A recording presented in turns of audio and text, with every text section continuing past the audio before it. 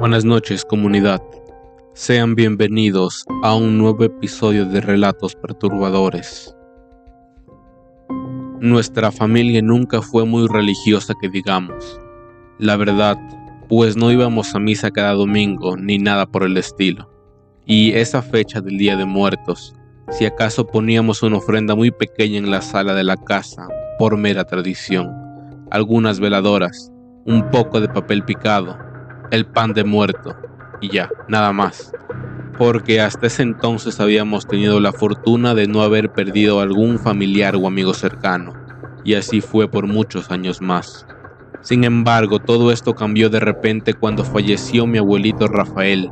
Fue una pérdida muy fuerte para la familia, y un día que quisiéramos olvidar para siempre, porque ese mismo día que murió en el hospital a causa de un infarto, nos enteramos hoy mismo en la sala de espera que tenía otra esposa y otros hijos, los cuales llegaron a verlo. Fue algo que nos impactó mucho al momento, y extrañamente mi abuelita no dijo nada. Nos dio la impresión de que ya lo sabía, pero a quien más le afectó fue a mi mamá y a mis tías, pero yo creo que más a mi mamá. Mi mamá era la hija mayor, mi abuelito era su adoración y se desvivía por él. Pero ahí no paró el asunto. Estábamos tratando de asimilar a su pérdida y que nos había engañado por tanto tiempo, cuando la otra familia le solicitó al hospital el cuerpo de mi abuelito para llevárselo y velarlo. Fue algo muy feo, porque aunque yo era muy pequeño, tendría unos 8 o 9 años, recuerdo muy bien cómo veía sufrir y orar mucho a mi mamá, y a pesar de que al final no procedió su petición, y se logró velarlo en casa de mi abuelita y enterrarlo junto a sus papás en su pueblo natal, el proceso legal continúa ahora por la herencia de unos terrenos, el cual mi abuelito tenía en el pueblo, y eso solo hizo crecer la tristeza, el enojo y el rencor que le guardaban mis tías a mi mamá, y que nos alejó mucho tiempo de irlo a visitar al panteón. Pasaron 8 años antes de que mi abuelita le telefoneara a mi mamá pidiéndole de favor que la llevara a ver a mi abuelito al Camposanto para el día 1 de noviembre. Pero mi mamá aún se sentía muy resentida con él y buscó muchas excusas para no ir. Sin embargo, al final de la charla con mi abuelita, tiempo después me lo contaría, sintió mucha culpa y aceptó llevarla porque ninguna de mis tías quiso. No quería saber nada de él, pero mi mamá le dijo que solo podría acompañarlo el viernes 31, porque el 1 de noviembre ya tenía un compromiso con mi papá. Y apenas colgó me pidió de favor que la acompañara. Yo lo dudé un momento. Tenía fiestas ese fin de semana con unos amigos de la preparatoria, pero al ver su rostro angustiado sabía que necesitaba de alguien que le apoyara con todo esto. Entonces le dije que sin problema la acompañaría. Llegamos al mediodía a la casa de mi abuelita. No recuerdo si te había contado que es originaria de Morelos. Uno de mis hermanos nos hizo el favor de llevarnos en su carro. Pasamos por ella y nos fuimos al panteón de Ocuituco, el pueblo originario de mi abuelito. Fue un viaje relativamente corto, pero también muy silencioso. Nosotros íbamos sumidos en nuestros propios pensamientos. Yo, a pesar de todo lo que había pasado con esta situación de la otra familia, tenía muy buenos recuerdos con él de mi infancia y no le guardaba ningún resentimiento. Finalmente llegamos al camposanto del pueblo. Mi hermano nos dejó en la entrada y nos dijo que buscaría un lugar para esperarnos. Nosotros entramos al panteón. Tengo que serte sincera porque desde que puse un pie adentro sentí un escalofrío que me recorrió la espalda y me erizó la piel. Me dio mucho frío hasta tal punto que empecé a temblar, y eso que por esos rumbos hace muchísimo calor. Y también tuve esa sensación de pesadez sobre la espalda, como si trajera un bulto encima de mis hombros. Seguimos a mi abuelita, quien a pesar de su bastón caminaba bastante rápido entre las tumbas y los árboles. Apenas podíamos seguirle el paso. Lo que sí me extrañó es que solo había pocas personas arreglando las tumbas de sus difuntos. Simplemente pensaba que estos días estarían abarrotados, pero recordé que alguna vez mi abuelito nos dijo que el 31 de octubre es la llegada de los niños y la de los adultos hasta el 1. Pero como te decía al inicio, La verdad, no sabía mucho de esto. Seguimos caminando hasta el fondo del camposanto en donde estaba la parentela de mi abuelito, hasta que por fin se detuvo frente a una tumba muy descuidada, con la hierba crecida y varios manojos de flores secas encima, como si hubiera pasado mucho tiempo desde que alguien visitara su nicho. Mi abuelita se arrodilló, sacó un rosario y empezó a rezar un Padre Nuestro. Mi mamá y yo nos quedamos de pie, en completo silencio, y así estuvimos un buen rato. Y una vez que terminó, me pidió de favor que fuera con el encargado del panteón para que me regalara una cubeta con agua y me prestara una pala para quitar toda la hierba. Mi mamá le ayudó a levantarse y empezaron a sacudir el polvo de la lápida. Yo empecé a caminar de regreso a la salida donde estaba el cuarto del encargado y aún tenía esa sensación de frío y pesadez en la espalda. Entonces, tuve la impresión de que alguien me estaba mirando. Volteé discretamente a mi costado y nada. Sin embargo, aquella sensación me empezó a inquietar mucho, así que me detuve y revisé hacia todos los lados, pero nada. Solo sentí cómo se me erizó el cabello. Me volteé muy despacio y fue entonces que lo vi a unos metros frente a mí escondido detrás de unas lápidas. Vi a un niño, como de 8 años. Tenía el rostro muy pálido y ojeroso. Me miraba fijamente. Vestía un traje blanco. Lo que más me llamó la atención es que estaba impecable. Parecía que ni parpadeaba. Su mirada era muy penetrante y eso me hizo sentir algo inquietante. Sin embargo, había en él algo que era bastante familiar. Su rostro, sus ojos y su cabello. Intenté recordar en dónde lo había visto. Sin embargo, por más que lo intentaba, no podía. Hasta que de pronto se me vino a la mente una fotografía que había encontrado en la cartera de mi abuelito mientras jugaba con ella cuando yo era una niña. Sin duda era el mismo niño, pero esto era imposible, porque eso sucedió hace más de 10 años. Lo siguiente que pasó, no sé cómo explicarlo.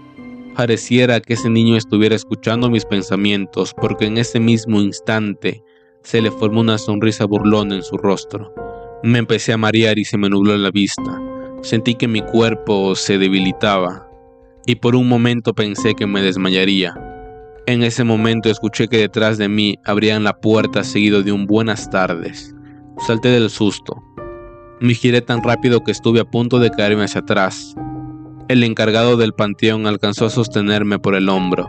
Se me quedó mirando un poco asustado y me preguntó que si estaba bien. Muy rápido le dije que me había mareado por el calor. Respiré hondo y un poco más repuesta le pedí la cubeta y la pala. Todavía se esperó un momento más. Después dio media vuelta y se metió al cuarto por las cosas. Me giré muy lentamente buscando al niño entre las lápidas donde lo había visto, pero ya no estaba. Mi corazón seguía latiendo muy rápido y a pesar de que sabía que era absurdo que fuera el mismo niño que el de la foto, una parte de mí me decía que eso podría ser posible, debido a que durante la penosa situación legal por la herencia de mi abuelito, nos enteramos que su primogénito que tuvo con su otra esposa falleció siendo apenas un niño. Fue una pérdida de la cual nunca pudo recuperarse, según nos contó el abogado que llevaba nuestro caso. Y en ese momento salió el vigilante con la cubeta y la pala. Le di las gracias y me regresé hacia donde estaba mi abuelita y mi mamá. Ya estaba oscureciendo y empezaba a correr un viento raro y frío. Volví a sentir que alguien me estaba mirando, pero ya no volteé ni me detuve. Sabía muy bien que era el niño, que precisamente había elegido este día para visitar a su papá, mi abuelo. Relato escrito por Luis Martínez Vázquez. Lo que les voy a contar se los digo porque sé que no me van a tirar de loco, ni tampoco creerás que lo estoy inventando. Como bien sabes, llevo toda mi vida como chofer de microbús de la Ruta 14, y pues la verdad nunca me había espantado, y eso que casi siempre me toca el turno nocturno, de las 4 a las 12 de la noche. Pero sí hay pasaje, pues a veces uno se alarga hasta la 1 o a las 2 de la madrugada, y te acostumbras a que se suba gente trasnochada, borracho o de plano muy rara. Pero hasta ese día nunca me había pasado nada. Ya tenía tiempo que se rumoreaba entre los compañeros de la ruta de que en la avenida Miguel Hidalgo, la que está junto al hotel y la que desemboca al Panteón de Santa Cruz, Mellehualco, se subía, después de medianoche, una señorita muy atractiva que te preguntaba si pasabas por la vocacional 7 y quien además te pedía amablemente que le avisaras cuando anduvieras por ahí. Y según cuentan los compañeros que habían pasado por esa experiencia, siempre trataba de sentarse en los asientos detrás del chofer o en el asiento más cercano como para que la vieras todo el camino, pero que al llegar al lugar por el que te había preguntado y volteabas para avisarle, la señorita había desaparecido. Los compañeros nos contaron que sientes cómo se te eriza el cabello y empiezas a sentir muchos escalofríos, y algunos otros dicen que les empezó a fallar el motor hasta que de plano ya no avanza tu unidad. La verdad, uno los toma como puros cuentos. Sin embargo, se dice que sí es verdad que esa señorita murió en las puertas del hotel que está al lado de la avenida Miguel Hidalgo, y otros dicen que murió en la calle del Panteón. La señorita al parecer aún no se ha dado cuenta de que ya falleció y que por eso sigue vagando su alma en este tramo de la ruta. Pero como te decía, la verdad es que todos estos años nunca me había pasado algo, hasta esta ocasión. Como les comenté, durante ese tiempo me tocaba el turno nocturno de Metro Constitución a Metro Santa Marta. Ese viernes empecé a trabajar algo tarde, como a las 5:30 o 6 porque me andaba fallando el motor del microbús. Con mucho trabajo lo echamos a andar Michalán, el Fer y yo. La idea era pararle a las 12 en punto, y si había muy poco pasaje pues en la última vuelta solo llegaría a Santa Marta, a Catitla, y de ahí a mi casa, que está cerca de ahí. Pero sí hubo mucha gente de ida y de regreso, y ya empezó a bajar el pasaje como a la 1:30 o 2 de la madrugada. Entonces decidí darme una última vuelta. Lo bueno es que había mandado a Michalán a su casa desde las 12. Yo salí de Metro Constitución con 4 pasajeros. Se sentaron hasta el fondo, al parecer una familia, y todo iba bien. Sin embargo, a la altura de la avenida San Miguel, la que te comentaba hace rato, vi que a lo lejos me hicieron la parada 2 señoritas muy guapas. Yo dudé en detenerme, ya que me la sabía. Las chicas te hacen la parada y en cuanto te detienes te sale la rata para agandallarse. Di una mirada alrededor, pero no vi nada raro, y aún así, se me hizo muy sospechoso y mejor decidí seguirme de largo. Pero así como me iba acercando a ellas, de la nada, el motor se apagó. La unidad siguió avanzando unos metros más y la puerta quedó justamente al lado de ellas, como si yo les hubiera hecho la parada. A esa hora, siempre la traigo cerrada por seguridad. Se acercaron y tocaron el vidrio. Me preguntaron si llegaba al metro de Santa Marta, y eran muy atractivas, pero yo andaba a las vivas por si me salía alguien al paso. Nuevamente eché un vistazo, pero las calles estaban completamente desiertas, lo cual me dio confianza y les abrí la puerta. Les dije que sí llegaba hasta el metro, y apenas se subieron cerré la puerta. Giré la llave y el micro arrancó como si nada. Respiré aliviado porque si no hubiera tenido que bajar y revisarlo. Y la verdad, también les abrí porque aquellas señoritas no me preguntaron por la vocacional 7, como el fantasma de la ruta. Se acomodaron en el asiento detrás de mí. Yo simplemente arranqué. Las podía ver a través del espejo retrovisor que tengo enfrente, y realmente eran muy guapas. Las dos eran morenas, muy altas, de cabello largo negro hasta la cintura. Venían vestidas de negro de pies a cabeza con unos vestidos muy ajustados, y te podría decir que se parecían muchísimo entre ellas. Eran como gemelas, pero una tenía una cicatriz en la mejilla. Se veían muy serias y tenían la mirada fija hacia adelante, sin parpadear,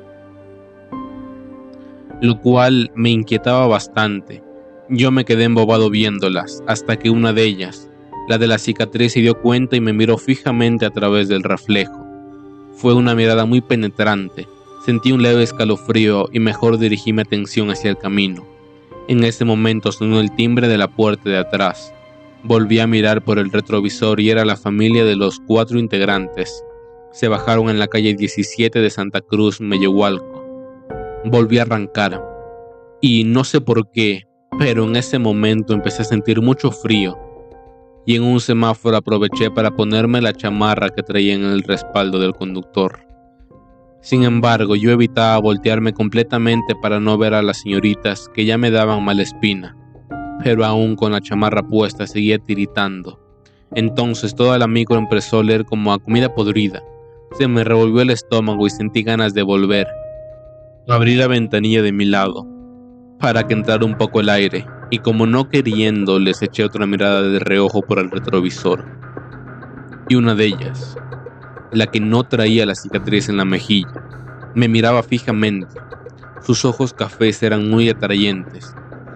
Llegó un momento en que no pude dejar de verla y entonces se le formó una sonrisa muy macabra en la cara, como si se estuviera burlando de mí. Nomás sentí cómo se me enchinó toda la piel. Intenté mirar solo hacia enfrente, pero fue cuando escuché que una de ellas me preguntaba con una voz muy suave: ¿Usted cree en fantasmas? Por un momento me quedé todo sacado de onda, pero pensé que solo querían hacerme una broma pesada. Así que le contesté que solo le tenía miedo a los vivos, que eso sí te roban. Yo creo que les pareció muy graciosa mi respuesta porque se empezaron a reír, y al escucharlas respiré aliviado y yo también me empecé a reír. Pero ellas empezaron a carcajearse cada vez más fuerte y de una forma tan macabra que hasta me dio miedo, cuando de pronto, sin más, se quedaron calladas, en completo silencio, y en ese momento entré a la curva del puente de Corcodía. Su silencio repentino me sacó de onda y eché un vistazo por el retrovisor. No podía ser, no había nadie en los asientos detrás de mí. Volteé varias ocasiones y el microbús estaba completamente vacío. Sentí un escalofrío que me recorrió todo el cuerpo. En ese momento me jaló la curva. Agarré lo más fuerte que pude el volante para controlar mi unidad.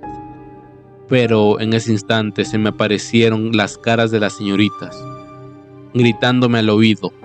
Sus rostros están deformados y cadavéricos, sin ojos, solo los huecos negros en su cara. Yo solté el volante aterrado para cubrirme la cara con las manos y sentí como el microbús iba de lado. Se volteaba. Intenté agarrarme de algo, pero ya no pude. Me fui sobre mi costado derecho hasta chocar contra la puerta. Dicho golpe me sacó todo el aire y sentí como se me clavaban algunos pedazos de vidrio en mi brazo. Por unos segundos escuché cómo chirrió el metal sobre el asfalto. Yo creo que perdí el conocimiento por unos segundos porque no recuerdo más. Cuando abrí los ojos sentí un dolor muy fuerte en mi pecho. Mi camisa estaba empapada en sangre y todo me daba vueltas. Fue entonces que volví a ver a aquellas señoritas, detrás del parabrisas estrellado. Las vi de espaldas e iban caminando sobre la carretera. Lo último que recuerdo es que volví a escuchar aquella risa macabra que retumbaba en mi cabeza, y después escuché una fuerte explosión. Cuando me desperté de nuevo iba en una camilla. Me llevaban a una ambulancia. Me costaba mucho trabajo respirar, y antes de subirme un policía los detuvo. Se acercó y mientras señalaba hacia el microbús me preguntó si había alguien más. Yo enderecé con mucho trabajo la cabeza y vi mi microbús a media calle, volteado y quemándose, y con mucho esfuerzo le dije que 2 jóvenes, pero ya no pude más. Dejé caer mi cabeza y me desmayé. Yo estuve varios meses en reposo por las fracturas en mis costillas y tuve algunas quemaduras de primer grado en las piernas. Mi unidad fue pérdida total y por supuesto nunca encontraron a las señoritas que llevaba de pasaje.